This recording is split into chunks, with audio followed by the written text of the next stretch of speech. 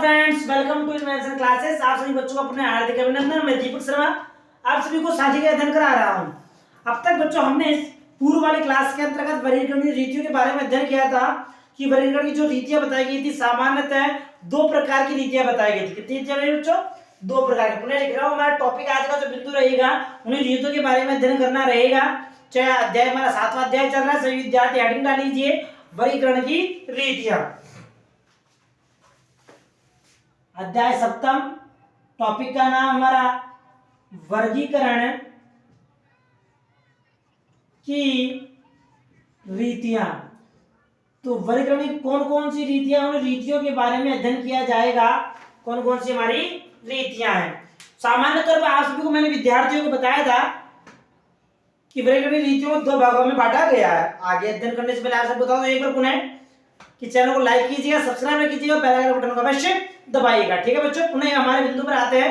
वर्गीकरण की रीतियां सामान्यतः जो क्लासिफिकेशन होता है, जो समूहों को बांटा जाता है वर्गों के अंतर्गत, इन लोगों को दो रूपों में बांटा जाता है। कितने रूपों में बच्चों? दो रूप में। दो रूप कौन से थे? चार्ट के माध्यम से बता देता हूं पुनः एक बार। इसके दो रीतियां बताई गई थी। कितनी रीतियां थी? दो रीतियां थी इसकी। दो रीतियां कौन कौन सी थी? प्रथम जो रीति थी और सेकंड रीति यहां लिख देता हूं। प्रथम रीति थी हमारी साधारण द्विभाजन, सॉरी गुणात्मक और संख्यात्मक। प्रथम रीति हमारी थी गुणात्मक रीति है, गुणात्मक वर्गीकरण था हमारा। प्रथम जो रीति नाम बताया गया था इसका। और दूसरा था हमारा संख्यात्मक, यही नाम बताया था मैंने, संख्यात्मक वर्गीकरण। गुणात्मक वर्गीकरण में दो भाग बताए थे, आप सभी विद्यार्थियों को याद होगा। प्रथम जो भाग बताया कौन सा था बच्चों? साधारण या द्विभाजन क्लासिफिकेशन, जनरल क्लासिफिकेशन कहने का तात्पर्य। प्रथम जो भाग बताया गया था उसका नाम था साधारण या द्विभाजन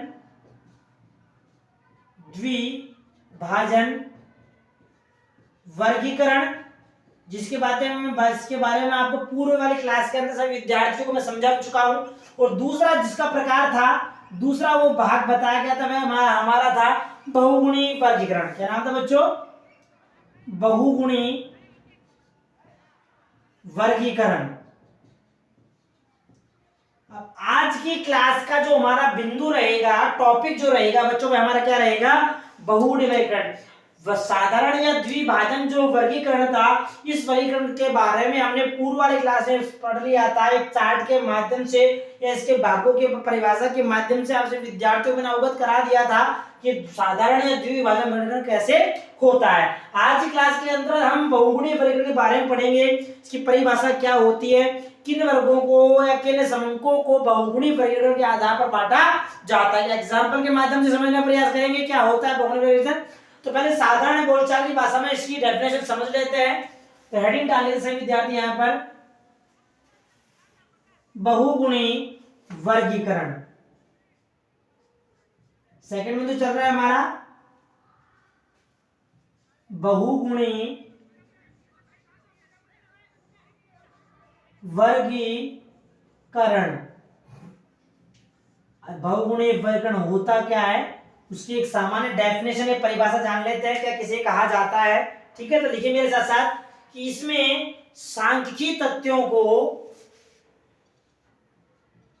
इसमें सांख्यिकी की जो तथ्य होते हैं हमारे, सांख्यिकी तथ्य कह सकते हैं, उनको हम समक भी कह सकते हैं। ठीक है, सांख्यिकी तथ्यों को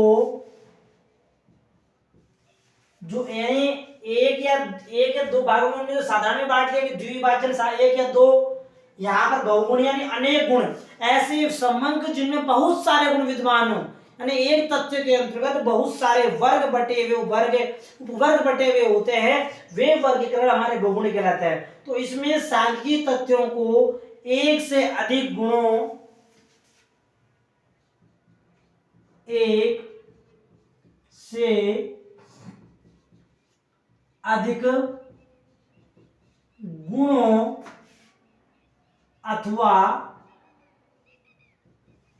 अथवा विशेषताएं, गुणों अथवा विशेषताओं, इसमें एक से अधिक गुणों अथवा विशेषताओं के आधार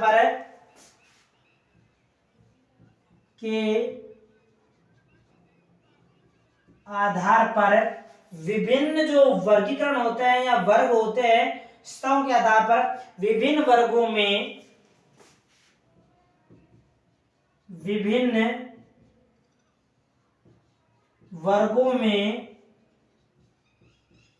बांट दिया जाता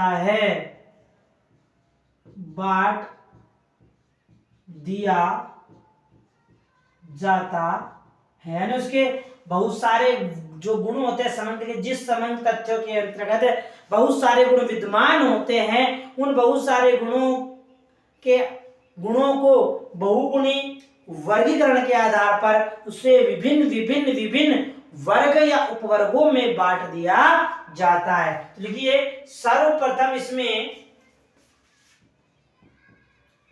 इस वर्गीकरण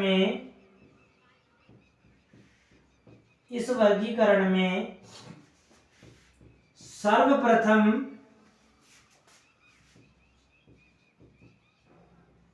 अब क्या किया जाता है, इस वर्गीकरण में सर्वप्रथम एक गुण के आधार पर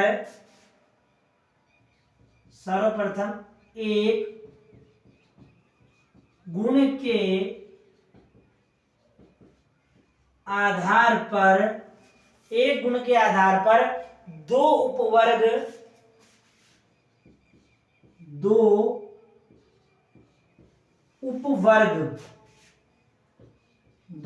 कहने का तात्पर्य, अथवा ये एक गुण हो गया, इस एक गुण के दो उपवर्ग बना दिए हमने,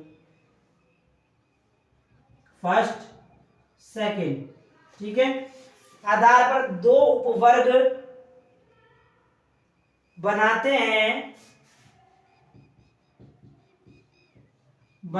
हैं तथा फिर इन अन्य किसी गुणों के आधार पर तथा फिर इन्हें अन्य किसी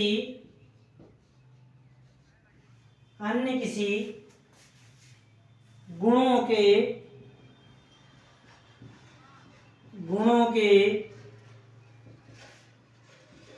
आधार पर, यानी अन्य किसी जो गुण होंगे, गुणों के आधार पर दो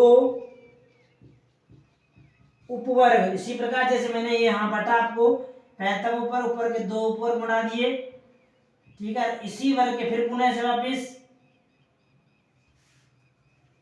इसी वर्ग के मैंने पुनः वापिस ये दो उपवर्ग बना दिए। कहने का तात्पर्य इस प्रकार से, ताकि विद्यार्थी समझ जाए, इस प्रकार से, ठीक है।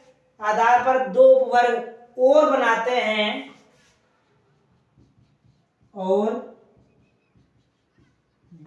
हैं इसी प्रकार अन्य गुणों को भी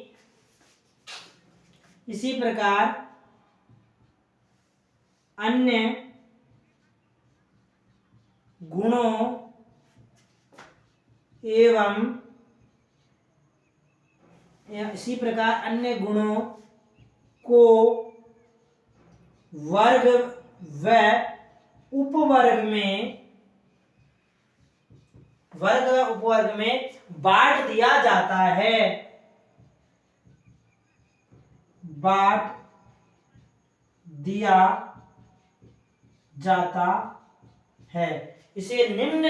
इसे निम्न उदाहरण के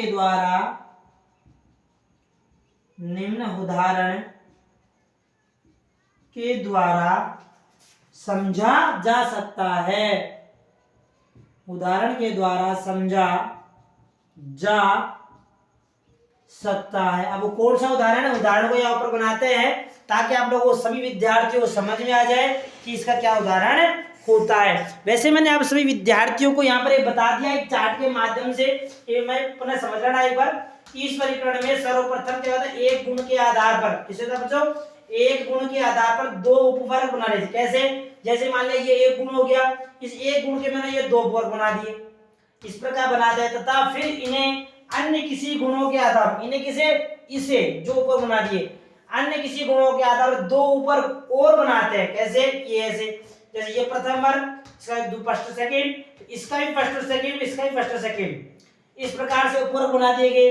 इसी प्रकार अन्य गुणों को वर्ग और वर्ग में बांट दिया जाता है। अन्य गुणों को भी वर्ग और वर्ग नहीं, यदि और भी इनमें गुण अवगुण पाए जाते हैं, ऊपर पाए तो उनमें भी इसी प्रकार दो अन्य गुणों के आधार पर बांट दिया जाता है। इसे निम्न उदाहरण के द्वारा आप उदाहरण बता देता हूं आपको। यहाँ पर एक बड़ा सा बनाया कहने का चार्ट के माध्यम से किस प्रकार से बहुगुणी वर्गीकरण किया जाता है। समझ आगे से विद्यार्थी को, इसका एक स्क्रीनशॉट ले लेना, फिर आपको बता देता हूँ चार्ट के माध्यम से कि किस प्रकार से समूहों को वर्गों में बांटा जाता है। से विद्यार्थी ने इसका, चलिए आगे अध्ययन करते हैं इसके वर्ग किस प्रकार से बनाए जाते हैं। और किसी विद्यार्थी को कुछ पूछना हो तो कमेंट के माध्यम से पूछ सकता है। ठीक है, चलिए बनाते हैं उदाहरण। किस प्रकार से उदाहरण के बनाया गया है इसका उदाहरण, ये लो सब एक उदाहरण बना लेते ताकि वो समझ आ जाएगा। उदाहरण,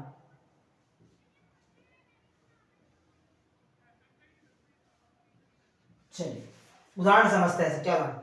माना हमने हमारे पास बहुगुणी वर्गीकरण बांटने के लिए हमारे पास समूह का एक आंकड़ा हो गया जनसंख्या। क्या हो गया बच्चों, प्रथम समूह हो गया हमारा जनसंख्या। ये मैंने यहां लिख दी जनसंख्या, मैंने इस जनसंख्या लिख दी साहब मैंने। यहां तक किसी विद्यार्थी को कोई दिक्कत है तो कह देना, ये वर्ग बना दिया हमने, जनसंख्या बना दी। ठीक है, यहां तक कोई दिक्कत, चलिए आगे चलते हैं। मैंने कहा एक समूह को, यानी एक समूह को दो गुणों के आधार पर बांट। अब जनसंख्या जो की जाएगी, इस जनसंख्या के अंतर्गत और कई समूह भी हो सकते हैं। तो हमने कहा इसको दो उपवर्गों में बांट, चलो दो उपवर्ग बना दिए मैंने। प्रथम उपवर्ग,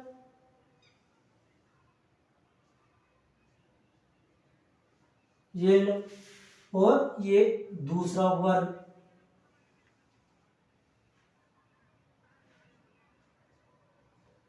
ये इसे दो। अब जनसंख्या में कौन कौन दो उपवर्ग बनेंगे बच्चों, प्रथम उपवर्ग बनेगा, इसमें प्रथम का नाम होगा, एक में पुरुष सम्मिलित होगा, ये पुरुष बना दिया। और दूसरे में कौन सम्मिलित है, दूसरे में महिला सम्मिलित होगी, ये मैंने महिला लिख दिया। ये बन गए हमारे दो ग्रुप, गुण बना दिए हमने। यहां तक किसी विद्यार्थी को कोई दिक्कत तो पूछ सकता है। ठीक है, ये मैंने पुरुष का बना दिया बॉक्स। अब फिर मैंने कहा कि दो गुणों के अंदर बांट लिए, अब पुरुष और महिला के अंदर कुछ हो सकता है, तो मैंने दो और गुण बता दिए इसके। ये लो सर, ये गया यहां पर और ये गया यहां पर, ये ऐसे, ये लो, ये दो ऊपर और बता दिए मैंने। अब दो ऊपर क्या बन गए वो भी देख लो, प्रथम वर्ग यहाँ पे, दूसरा यहाँ पे। तो प्रथम गुण क्या था, मैंने पुरुषों के अंदर बांट दिया कि साहब पुरुषों के अंदर कुछ लोग साक्षर भी हैं और कुछ लोग निरक्षर भी हैं। ये दो वर्ग बना दिए मैंने, एक प्रथम वर्ग बना दिया साक्षर का और दूसरा बना दिया निरक्षर का। इसी प्रकार महिलाओं को भी दो गुण बना देंगे कि महिला साक्षर भी हो सकती है और निरक्षर भी हो सकती है। ये लो, इसको भी दो गुणों के अंदर बांट लो। कौन कौन से इसके दो गुण, वही चार्ट के माध्यम से। प्रथम जिस वर्ग में रखा जाएगा उसे कहा जाएगा साक्षर, और जो दूसरे वाले ग्रुप में होगा हमारा निरक्षर। ये हमने इनको बॉक्स में कर लिया। ये लो सर, यहां तक किसी तरह कोई दिक्कत। अब साक्षर और निरक्षर में भी ग्रुप हो सकते हैं, कैसे वो भी देख लो कि साक्षर के अंतर्गत हमने साक्षर को मैंने ग्रुप में बांट दिया। यहां पर दो ग्रुप बना दिए साक्षर के भी, ये लो सर, ये दो ग्रुप कर दिए साक्षर के, दूर हो जाएगा, यहां कर देता हूं।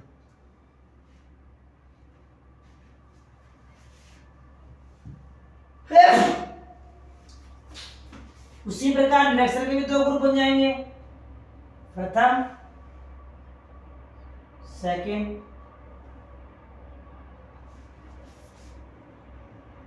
इसके भी दो गुणों के अंदर बांट सकते हो इसको भी, जिसके ये होंगे उसी के ये चले जाएंगे, प्रथम सेकंड। उसी प्रकार निरक्षर के वो दो गुण बांट देंगे, ये दो गुण इसके बांट दो, ये लो प्रथम, ये हमारा सेकंड, ये लो सबके दो दो ग्रुप बना दिए हमने। प्रथम जनसंख्या, दो ग्रुप बांट दिए, पुरुष फिर दो ग्रुप बांट दिए, महिला फिर दो ग्रुप बांट दिए, फिर साक्षर के अंदर फिर दो ग्रुप। अब दो ग्रुप किससे निकाले साहब, जो आपकी इच्छा बनाने का लो। जैसे हमने दो ग्रुप बना लिए साहब, ए में लिख दिया विवाहित और इसमें लिख दिया अविवाहित। इसी प्रकार निरक्षर के अंतर्गत भी विवाहित, कौन कौन विवाहित है, और निरक्षर में अविवाहित। उसी प्रकार महिलाओं के अंतर्गत भी साक्षर में से जो महिलाएं कहने का मतलब पढ़ी लिखी है इसको कहते हैं विवाहित, और इसको बांट दिया अविवाहित। इसी प्रकार निरक्षर के अंदर भी विवाहित महिलाएं और अविवाहित महिलाएं। अब ये ग्रुप बना लिया साहब हमने, ये इनको बॉक्स के माध्यम से हमने बंद भी कर दिया। सबके बॉक्स बना दिए, सभी विद्यार्थी ने बनाए नहीं बनाए, इस प्रकार से इनके बॉक्स का निर्माण कर दिया। अभी तो कुछ नहीं है, अभी तो केवल चार्ट बना है हमारा बस, अभी तो इसमें बहुत कुछ करना बाकी है जो हमने पूर्व में पढ़ा। कहने का तात्पर्य ये बॉक्स बन गया हमारा, समझ में आया यहां तक। इस प्रकार से बहुगुणी अनेक गुणों के आधार पर समंकों का विभाजन हम कर सकते हैं। अब देखो आगे वाली बात आती है। अब हमने पूर्व वाली जो टॉपिक था हमारा, कौन सा था बच्चों, पूर्व वाला बिंदु था हमारा साधारण वाला। अब साधारण वाले जो साधारण वाले बिंदु थे, हमने पूर्व वाले साधारण या द्विभाजन वर्गीकरण के अंदर ये पढ़ा कि इसमें जो समंकों के जिन समंकों के अंतर्गत गुण उपस्थित होते हैं उन्हें बड़े वर्गगणांक के द्वारा, और जिन तथ्यों में गुण उपस्थित नहीं होते हैं उन्हें हम छोटे वर्णाक्षरों के द्वारा, जैसे alphabetic A B C, small alphabetic A B C, और कुछ विशेष वर्ण के लिए हमने निर्धारित किए थे अल्फा बीटा और गामा। इस प्रकार से संकेत चिन्ह देकर उनका विभाजन कर दिया जाता है। चलो विभाजन करते हैं। सबसे पहले हमारे पास बच्चों क्या है, जनसंख्या। क्या बच्चों, जनसंख्या। प्रथम समंक क्या होगा हमारा, जनसंख्या। जनसंख्या का संकेतांक डाल दिया मैंने यहाँ विभाजन के लिए n। क्या लिख दिया बच्चों, n संकेतांक डाल दिया। अब हमारे पास n के दो गुण आ गए, एक पुरुष हो गया और एक महिला हो गई। ठीक है, हमने संकेतांक दिया, पुरुष के लिए लिख दिया हमने कैपिटल A और महिला के लिए लिख दिया स्मॉल a। यहां तो कोई दिक्कत दिख रहा सभी विद्यार्थियों को कि हमने पुरुष के लिए लिखा तो a बड़ा A और महिला के लिए हमने छोटा वाला a लिख दिया। ठीक है, अब यहाँ हमारे पास साक्षर और दूसरा क्या हो गया, निरक्षर। अब जो साक्षर होंगे वो तो कहलाएंगे हमारे डबल A कैपिटल वाले। साक्षर क्या कहलाएंगे बच्चों, डबल A। कहने का तात्पर्य डबल A तो कब जाएगा, पुरुष और महिला दो वर्ग है तो बड़ा वाला A और बड़ा वाला B, दोनों बड़े वाले मान ले लिए हमने, दोनों उपस्थित हो गए ना। और निरक्षर में कर देंगे, एक बड़ा कर देंगे एक छोटा कर देंगे कि पढ़े लिखे भाई पुरुष पढ़े लिखे तो है, निरक्षर तो है, ये छोटा वाला भी बना दिया। साक्षर में A और B और A के आधार बटे हुए हैं तो विवाहित में क्या बन जाएगी बच्चों, विवाहित में तीनों मिलके बन जाएंगे। ये तत्व A बड़ा A हो जाएगा, बड़ा B हो जाएगा, बड़ा C हो जाएगा विवाहित में। तो अविवाहित में बन जाएंगे, अविवाहित में हमारे हो जाएंगे बड़ा A बड़ा B और छोटा C। ये अविवाहित कर दिया, वर्ग बांटते हैं A B C, इस प्रकार से आगे बांट सकते हैं आप लोग। ठीक है, उसी पर निरक्षर में आते हैं। निरक्षर में हमारा बड़ा वाला A छोटा वाला B संकेतांक है। विवाहित में क्या हो जाएगा, विवाहित के अंदर जाएगा बड़ा A छोटा B और बड़ा सी। कोई दिक्कत? अविभाजित में भी ऐसे बन जाएगा। अविभाजित में बड़ा ए बड़ा बी, बड़ा ए छोटा बी छोटा सी अविभाजित हो जाएगा। महिलाओं में चलते हैं। महिलाओं में जो साक्षर है, साक्षर के लिए संकेतांक दिया हमने क्या, छोटा ए और बड़ा वाला बी। बड़ा ए क्यों नहीं दे सकते कि बड़ा ए हमारे पास पुरुषों में आ चुका है, अब महिला में आ गया तो बड़ा बी ले लें यहाँ पर। उसी प्रकार इसका उल्टा हो जाएगा, जो छोटा था वो बड़ा बन जाएगा। अब यहाँ पर निरीक्षण में छोटा है बड़ा ए था तो वहाँ क्या बन जाएगा बच्चों, छोटा वाला ए बन जाएगा। यहाँ छोटा वाला बी है, छोटा वाला बी, ऐसे कैसे रह जाएगा हमारा, तो छोटा ए और छोटा बी इसका संकेतक बन जाएगा हमारा। उसी प्रकार साक्षर के अंतर आते विभाजित में तो बड़ा ए बड़ा बी बड़ा सी, तो इसमें क्या हो जाएगा विभाजित के अंतर्गत, छोटा ए छोटा बी छोटा सी, छोटा ए छोटा बी छोटा सी। अविभाजित में क्या था, बड़ा ए बड़ा बी छोटा सी, इसमें क्या हो जाएगा, छोटा ए छोटा बी और छोटा सी बन जाएगा। इसी प्रकार से वर्ग बढ़ जाएंगे, ए बी बड़ा सी छोटा। विभाजित में निरीक्षण चला जाओ, निरीक्षण क्या हो जाएगा, सभी छोटे बन जाएंगे हमारे, ए बी सी, इसमें भी बड़ा आ जाएगा, बड़ा गलत हो गया, ठीक है। यहां हो जाएगा हमारा छोटा ए छोटा बी छोटा सी, निरीक्षण में चल रहा है ना। अविभाजित में कैसे बन जाएगा, क्या बन जाएगा इसका, वही छोटा ए छोटा बी और बड़ा सी, छोटा ए छोटा बी छोटा सी बड़ा सी हो जाएगा अविभाजित। ये इस प्रकार से इनके संकेतांक डाल दिए। अब हमारा ये उद्देश्य बनता है कि जिन उद्देश्यों के हम संकेतांक निर्धारित करते हैं उन संकेतांकों को प्रदर्शित करना चाहिए। तो लिख लीजिए, वर्णाक्षरों द्वारा बहुगुणे वर्गुणों का वर्गीकरण। ध्यान ले लेता हूं, वर्णाक्षरों द्वारा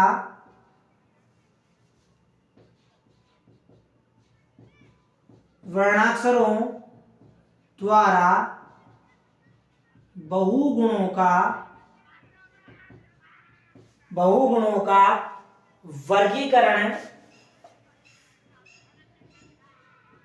वर्गीकरण संकेत निम्न प्रकार है। संकेत क्या दिया है, नंबर यहां लिख लेते हैं। हमारे पास बड़ा ए जो बना है हमने, बड़ा ए क्या माना है, बड़ा ए माना है हमने पुरुष को, ठीक है। बड़ा बी हमने क्या माना है बच्चों, बड़ा बी हमने कर दिया संकेतांक, साक्षर का संकेतांक दे दिया बड़ा बी, संकेत डालना जरूरी है। और जो बड़ा सी दिया है हमने विवाहित, यानी हमने गुण वाले व्यक्तियों को यहाँ सम्मिलित कर लिया। इन व्यक्तियों में गुण मान लिए हमने, यानी गुणों की उपस्थिति मान ली। तो गुणों की उपस्थिति के आधार पर और गुणों की अनुपस्थिति में छोटा ये हमने क्या मान लिया, महिला। छोटा वाला बी क्या मान लिया बच्चों, निरक्षर। ये निरक्षर हो गए हमारे, ठीक है। तो छोटा वाला सी क्या कर दिया, अविवाहित।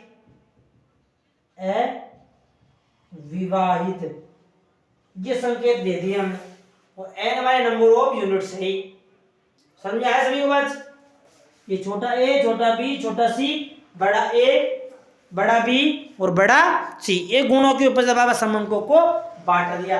अब अंतिम तथ्य में क्या कहा गया यहां लिख देता हूं, ठीक है। तो देख लेना है सभी विद्यार्थी, अंतिम तथ्य पे क्या कहा गया है। इसके शब्द हो ही गया था अंतिम बिंदु। अंतिम बिंदु क्या कहा गया, अंतिम बिंदु कहा गया है कि गुणों के आधार पर जो हम समंक बांटते हैं, बहुगुणी तथ्यों के अंदर गुणों के आधार समंकों को बांटते हैं, उन समंकों का स्पष्टीकरण देना अवश्य आवश्यक है। जब तक आप समंकों का स्पष्टीकरण नहीं देते हो तब तक वे तथ्य पूर्ण रूप से स्पष्ट नहीं होते हैं। इसलिए समंकों को पूर्ण रूप से समझाने के लिए हमें स्पष्टीकरण देना आवश्यक है। उसी तथ्य को हम यहाँ एक नोट के रूप में लिख लेता हूं, नोट। हमारे नोट में क्या बताया गया उसको लिख लो कि गुणों के आधार पर, गुणों के आधार पर, गुणों के आधार पर वर्गीकरण करते समय, गुणों के आधार पर वर्गीकरण करते समय, उनका विभाजन करते समय गुणों को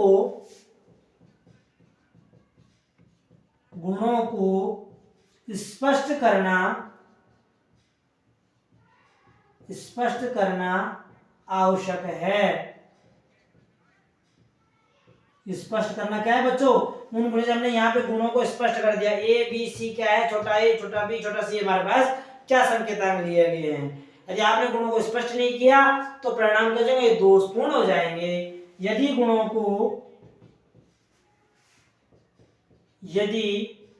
गुणों को स्पष्ट नहीं करते हैं तो परिणाम दोषपूर्ण हो जाएंगे। इसलिए हमें गुणों के अंतर्गत जो संकेत लिया जाता है, जिसमें संकेत ए, छोटा ए, छोटे बी, बी, ए बी, ये संकेत जो दिए हैं इनका स्पष्टीकरण करना आवश्यक है। यदि आपने उन तथ्यों का, समंकों का स्पष्टीकरण नहीं दिया है तो आपकी सूचनाएं, तथ्य गलत होने की संभावनाएं बनी हुई रहती है। ये हमारा आज का बिंदु जो था हमारा बहुगुणी वर्गीकरण, ये आज समाप्त हो जाता है। अब तो तीसरा बिंदु जो हमारे चलने जाएगा वह क्या रहेगा बच्चों? सबसे इंपोर्टेंट जो सेकंड रीति बताई गई थी, संख्यात्मक बिंदु वाले संख्यात्मक वर्गीकरण। यानी कहने का जब प्रश्न को हल किया जाएगा तो संख्यात्मक वर्गीकरण को समझना परम आवश्यक है। उस वर्गीकरण को समझेंगे हम आगे आने वाली क्लास में। तब तक इसे विद्यार्थी इंतजार कीजिएगा।